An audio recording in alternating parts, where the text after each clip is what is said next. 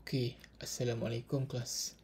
So hari ini kita akan sambung chapter 3.3 iaitu subtopik terakhir untuk chapter gravitation. So hari ini kita akan masuk man-made satellites. So sebelum saya teruskan, saya akan tunjuk dekat awak apa benda yang kita kena faham by the end of this chapter. Okey, so hari ini antara learning outcome yang awak perlu dapat adalah yang pertama, you have to be able to describe macam mana how satellite can maintain their orbit at specific height and also with specific velocity. Okay, and then number two, you will be able to communicate or differentiate what's the difference ataupun apa benda lah dia pun ciri-ciri satellite geostationary dan juga non-geostationary. Okay, number tiga, you have to be able to conceptualize escape velocity, and yang lastly, you have to be able to solve problems involving escape velocity on different planets such as the moon and also the sun lah. Okay, kita tengok kita punya nota. Okay, man-made satellites. So based on sini kan awak tengok lah apa yang kita nampak kat sini adalah satellites. Macam mana dia boleh stay dekat space kan. Padahal dia tak ada, sebenarnya dia tidak ada engine yang menujah dia untuk continue moving ni. Jadi macam mana dia boleh stay dekat orbit keliling bumi ni. Okay, so macam mana kita nak tahu? Kita tengok sebelum ni kita dah belajar centripetal force and also kita dah belajar Newton's universal law of gravitation. So kita gunakan benda-benda yang kita dah belajar ni, kita gabungkan untuk ambil tahu macam mana dia boleh stay on the orbit. Okay, kat sini adalah Earth and ini adalah satellite. Kalau perhatikan, satellite ni berpusing keliling bumi ataupun depends lah planet apa yang dia orbit kan. So kalau dia pusing keliling bumi, dia sama macam yang kita dah belajar sebelum ni, dia ada centripetal force and dia juga ada linear speed. Okay, so kat sini awak tengok untuk satellite, apa yang benda yang kita akan ambil kira untuk kira macam mana satellite ni boleh stay on circular orbit kan. Okay, kita kena ada mass of the earth, mass of satellite, radius, linear speed and orbital period. Okay, dekat sini kita nak tengok macam mana kita nak tentukan linear speed of satellite. So kalau perhatikan, kita gabungkan gravitational force between satellite and the earth. Okay, yang ni formula yang kita dah belajar sebelum ni, awal-awal hari tu. Okay, kita gabungkan ini force dan juga centripetal force. Okay, so since dua-dua ni adalah benda yang sama, kita equalkan dia. Kita equatekan centripetal force sama dengan gravitational force. Okay, so bila awak dah dapat macam ini, awak permudahkan. Okay, awak potong M dengan M, R dengan R1 dan awak punca kuasa 2, awak akan dapat macam ni. So yang ini adalah formula untuk linear speed of the satellites. So apa benda linear speed of the satellite ni? Okay, linear speed of the satellite ni ialah apa yang mengekalkan satellite tu kekal pada orbitnya, walaupun dia tidak perlu engine untuk mengelilingi orbit, tapi dia kena ada linear speed yang initial lah. Maksudnya apa? Maksudnya the moment dia move kat sini, dia kena ada linear speed tu untuk dia kekal pada orbit, pada certain orbit ni. Dia macam pada radius tertentu ni lah kan. So apa yang berlaku, okay, kat sini kita ada radius of orbit. Katakan ini adalah awak punya satellite. Macam biasa, daripada center of the earth to the permukaan, kita ada radius of the earth. And then daripada permukaan ke satellite, kita ada height. Okay, so jumlahkan dua-dua ni, kita dapat radius of orbit. So dalam case ni, radius of orbit ialah radius of the earth tambah height of the satellite. So therefore, untuk satellite yang sedang mengelilingi bumi ataupun depends lah planet apa, so ini adalah formula dia yang kita akan guna sentiasa. Okay, di mana G ni constant, M ni constant, R dengan H ni kita boleh dapat daripada info lah. Okay, untuk cari dia punya V. Okay, ini formula dia. Okay, so linear speed ni penting lah untuk apa sebab apa? Lain-lain orbit, katakan ini planet bumi kan. Kalau satelit tu berada dekat sini, dia punya linear speed lain. Kalau satelit tu berada dekat sini, linear speed dia lain. Maknanya lain-lain radius, lainlah dia punya linear speed.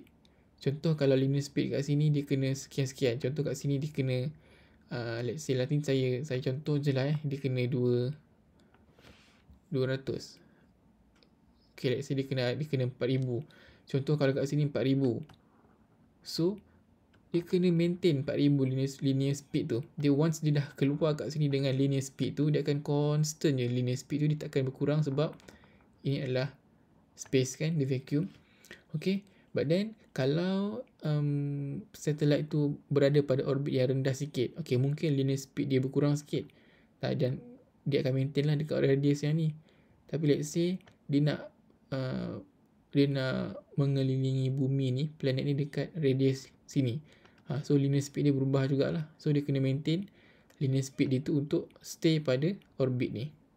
Okay, apa yang berlaku kalau linear speed tu tiba-tiba berkurang ataupun bertambah?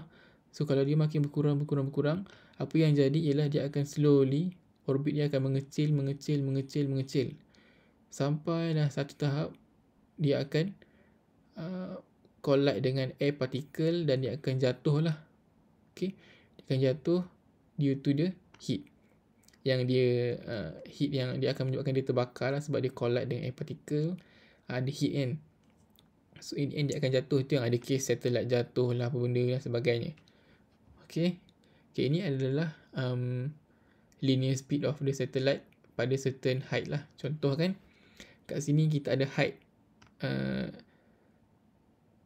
yang kita dapat ni. Okay, height dia. And then kita ada radius of orbit. So macam tadi kita buat linear speed of satellite gunakan formula yang asal tadi. Tinggal substitute sahaja. Okay, masukkan dalam ni. Yang ni tadi radius of orbit ni apa tadi? Yang ni kita dapat ni radius of the earth tambah height. Kan? Macam ni. Radius of the earth tambah height. So ni radius of the earth, ni height dia. So ini adalah dia punya radius of orbit lah. Maknanya jarak dari satellite ke center of the earth. So tinggal substitute dalam equation awak dapat ni. Ini bergantung kepada berapa besar radius of orbit tu. Okay, next kita tengok. Kita ada dua jenis satellite. Yang pertama geostationary dan yang kedua non-geostationary. So apa beza dua ni? Okay, basically awak boleh tengok geostationary ni maksudnya dia ikut bumi. Okay, manakala non-geostationary ni dia tak ikut bumi. Apa benda ikut bumi, tak ikut bumi ni? Okay, apa maksud dia ikut bumi? Okay, maknanya geostationary satellite ni dia ada satu orbit yang special yang namanya geostationary earth orbit. Maksudnya kalau satellite tu masuk dalam orbit ni, dia akan berputar sama macam bumi. So dia move direction dia same direction as the earth. Orbital period dia 24 hours, maksudnya 1 jam, maksudnya 1 hari 24 jam. And then dia akan selalu berada pada lokasi yang sama. Contohnya kalau satellite tu atas Malaysia, maka dia akan sentiasa atas Malaysia, keliling orbit yang special ni yang dipanggil sebagai geostationary earth orbit. Satu ni je. Okay, manakala bila dikata non-geostationary, awak dah dapat agak lah dia akan berlawanan dengan semua ni. Apa yang lawan? Okay, dia normally dia lower atau higher. Maksudnya kalau ini adalah geostationary orbit, kalau awak ada satellite yang lower ataupun higher, maka dia dah jadi non-geostationary. So disebabkan dia punya lokasi pun makin rendah ataupun makin besar, maknanya dia punya orbital period dia pun berbeza lah. Kalau kat sini 24 jam, kat sini mungkin kurang, kat sini mungkin lebih besar. Okay, and bila dia dah tak sama dengan putaran bumi, maka obviously kedudukan dia pun akan tidak ikut lokasi yang sama lah. Contoh kalau kat sini dia punya putaran laju, so dia akan bergerak lebih awal daripada putaran bumi kan. Manakala kalau kat sini dia punya putarannya lebih perlahan, maka dia akan delay lah berbanding putaran bumi. Sebab itu dia kata different geographical location at different time. Dia tidak sama macam satellite A yang pada geostationary Earth orbit. Alright, so and then kita nak tengok kat sini comparison antara geostationary and non-geostationary. Okay, yang pertama ni adalah persamaan dia. Dua-dua ni mengelilingi bumi lah. Okay, dua-dua orbit the Earth, and then kita ada dia punya linear speed dia formula sama. Okay, formula sama, and then dia punya orbital period pun formula sama. Yang membezakan dia adalah ni, radius. Ni yang membezakan dia. So sebabkan R ni dengan R ni tak sama, maka bila awak kira pun nilai ni tak sama lah, walaupun formula sama. Okay, so ini adalah antara dia punya comparison lah. Dia, kalau geostationary, direction same as the Earth, 24 hours, same geographical location, and then dia adalah communication satellite. Contohnya MEASAT ni. Manakala non-geostationary satellite, direction dia tak sama, and then T is shorter ataupun longer macam saya tunjuk tadi, and then different geographical location lah, and tujuan dia, fungsi dia adalah sebagai Earth imaging, GPS dan weather forecast. Ni adalah antara contoh-contoh dia. Okay, next. Kita dah tahu kita ada satellite ni yang diperlukan linear speed tertentu untuk mengelilingi orbit, untuk berada pada orbit. So macam mana dia nak keluar pada orbit tu? Okay, inilah yang dipanggil sebagai escape velocity. Apa itu escape velocity? Escape velocity ni ialah minimum velocity needed by an object on the surface of the Earth to overcome gravitational force and escape to outer space. Maksudnya apa? Maksudnya dia adalah minimum velocity yang diperlukan untuk dia terlepas keluar daripada graviti bumi. Okay, contoh kat sini kan, nak tengok.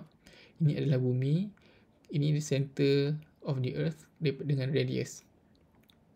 Okay, contohnya apa? Ni adalah dia punya minimum velocity yang diperlukan untuk dia terlepas keluar daripada tarikan graviti bumi. Kalau velocity tu tak cukup besar, dia akan masih lagi terperangkap dalam atmosfera bumi lah. Okay. Okay, ni contoh kat sini. Dia kata, if the distance an object from center of the Earth is r, the mass of the object is m, and the mass of the Earth is m, then the object possesses gravitational potential energy U sama dengan negatif gm m over r. Okay, kat sini adalah formula untuk gravitational potential energy. Okay, kalau perhatikan kenapa kat sini ada negatif, sebab okay, untuk kes ini disebabkan untuk dia escape daripada bumi ni, dia punya jarak, dia punya height ni sangat besar compared tu kalau kita guna formula yang potential energy sama dengan mgh. Ini kat sini g kita constant, betul tak? Okay, tapi untuk escape velocity ni, dia actually g ni berubah sikit apabila makin besar r. Okay, bila makin besar r, g dia berubah. So that's why dalam formula untuk kira escape velocity, kita akan guna negatif. Okay, ni semua due to the object moving an infinite distance from the Earth lah. Okay, sebab tu kita ada formula ni. So, since kita adalah energy, since energy adalah conserve, kan, apa yang kita boleh buat ialah kita samakan dia. So, maksudnya apa? Maksudnya, kalau perhatikan, kita akan dapat minimum kinetic energy tambah gravitational potential energy sama dengan kosong. So, bila awak susun semula formula ni, awak akan dapat kinetic energy minimum, ni formula yang ni lah, tambah potential energy ni, which is negative, sama dengan kosong. That's why, since saya kata energy tu adalah conserve kan. So, dia sama juga kalau awak tulis 1/2 mv squared sama dengan Gm over R. Maksudnya apa? Maksudnya potential energy sama dengan gravitational energy. Sebab apa? Sebab dia conserve. Okay, so daripada sini awak simplify, awak potong M, yang tinggal nanti awak akan susun-susun, awak dapat macam ni. Awak dapat V squared sama dengan 2Gm over R, and then awak nak cari escape velocity. So escape velocity sama dengan punca kuasa 2 ni lah. Okay, escape velocity ni dia hanya bergantung kepada mass of the earth. Dia tidak bergantung kepada mass of object.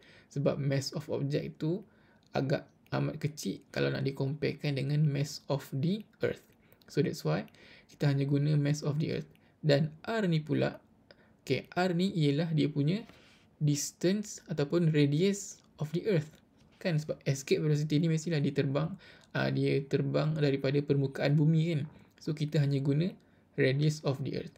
Bermakna apa? Maknanya escape velocity constant untuk satu planet ataupun planet lah. Okay? Kalau kita dekat bumi, so untuk bumi ni semua escape velocity dia sama untuk semua objek.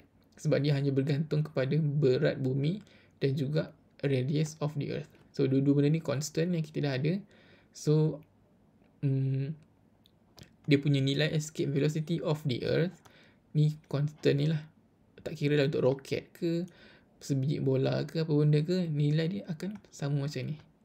Okay, dia hanya berubah pada lain-lain planet. Contoh dekat planet Jupiter ke, ataupun dekat bulan dan sebagainya. Okay, macam ni lah yang ditunjuk ni.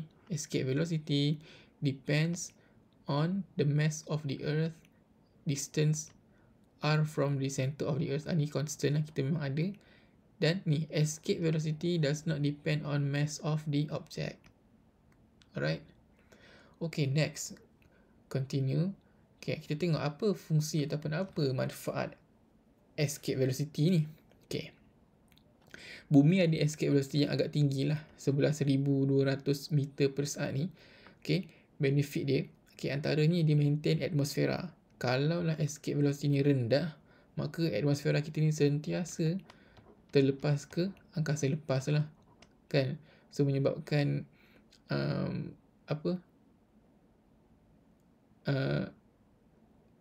air molecule ni akan sentiasa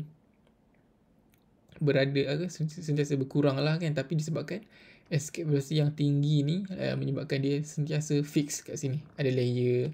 So dia tidak mudah untuk lepas ke outer space. Okay. And then number 2. Okay, escape velocity ni pula dia menyebabkan dia membuat commercial aircraft able to fly high tapi tidak terlepas ke angkasa. Bayangkan awak naik kapal terbang tinggi-tinggi ni, kapal terbang dah laju dah ni kan, tapi disebabkan escape velocity tu tiba-tiba rendah pula, maka tengah terbang tiba-tiba hilang. Bukan hilang ke lautan, tapi hilang ke angkasa lepas. Memang rare lah, memang tak mungkin lah kan, sebab kita ada high escape velocity. So kapal terbang tak cukup untuk kejar velocity, escape velocity tu. So dia akan maintain pada altitude yang tertentu lah. And then launching of rockets requires large quantities of fuel, okay, to produce high thrust that enables the rocket to achieve escape velocity of the earth. Okay, ni untuk roket lah. So kalau roket macam mana kita nak tengok, dia terbang vertikal kan, dia launch secara vertikal, maka banyaklah fuel digunakan untuk paksa roket ni melampaui escape velocity supaya dia boleh keluar. Sebab tu kalau perhatikan tengok video-video roket kan, masa dia nak berlepas ni, dia akan berasap-asap semua kan, berasap-asap.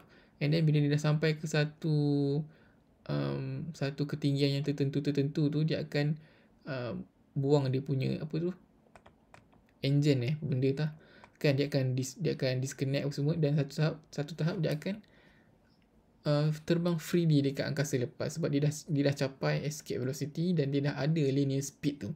So dia tak perlukan lagi engine untuk continue dia punya motion tu. Okay. Alright, so kat sini kita ada contoh example. So kat sini escape velocity disuruh kira complete the table, kena kira escape velocity of Venus, Mars and Jupiter. So kita nak guna formula apa? Kita guna balik formula yang kita dah tengok tadi. Okay, escape velocity sama dengan apa? Okay, tengok balik. Punca kuasa 2 2gm over r. So gunakan formula yang ini, escape velocity of the object. So gunakan formula punca kuasa 2 2gm per r. So kat sini yang membezakan ini adalah mass dan juga radius. Gravitational constant ni sama. Okay, so substitute M dan R untuk Venus, Mars dan Jupiter. Awak akan dapatlah escape velocity untuk tiga-tiga ni berbeza. Sebab apa berbeza? Mass dia berbeza, radius pun berbeza. Maka mestilah escape velocity pun berbeza. Okay. Ini awak cuba kira sendirilah. Awak tengok, awak perhatikan sendiri macam mana dia berbeza tu kan, guna formula yang tadi ni. Okay, bawah ni pula jom kita tengok example 1. Okay, the moon and the sun are two bodies in the solar system. Table 3.5 shows the values of the mass and radius of the moon and the sun. Compare, okay, number 1. Compare gravitational acceleration on the moon and the sun. So, kalau disuruh kira gravitational acceleration, kita nak guna formula apa? Okay, awak tengok balik dalam buku ni, ada yang awal hari tu. Okay, kita ada formula untuk gravitational acceleration, iaitu inilah dia. So, gunakan formula ni. G sama dengan gm over r squared. Kat mana ada ni? Ada kat sebelum-sebelum ni. Awak check balik. Okay, awak perlu substitute balik. Dalam kes ni, awak substitute mass dan juga radius lah. Sebab disuruh kira moon and the sun. Okay, di mana gravitational constant ni samalah untuk semua ni. Kemudian soalan 2. Calculate escape velocity. So, gunakan juga formula yang sama, iaitu formula apa? Okay, formula yang atas ni tadi. Ni, formula untuk escape velocity. So, gunakan formula escape velocity. Awak dapat kira escape velocity the moon and the sun. So, beza kan? The moon punya escape velocity lebih rendah berbanding the sun. Kenapa? Okay, sebabnya antara ni lah gravitational acceleration dia low. Kenapa? Mass dia smaller than the sun. And then, pula the sun pula the largest body in the solar system. So, gravitational acceleration on the sun and escape velocity mestilah highest value compared to those of the moon as well as other planets. Kenapa? Sebab dia punya mass besar and radius pun besar. So, of course lah dia punya escape velocity and gravitational acceleration besar. Okay. So, kita dah habis chapter 3. Kalau awak tak faham, awak boleh tanya saya. So, apa yang awak perlu buat sekarang untuk buktikan kefahaman awak tu, macam biasa, jawab formative practice 3.3, soalan 1, 2, 3, 4, 5. Ni semua kita dah bincang. Okay, awak cuma jawab semula dan submit dalam Teams lah. Submit dalam OneNote assignment. Saya akan share awak punya assignment tu sekejap lagi. Kalau ada soalan, boleh tanya saya. Thank you, class.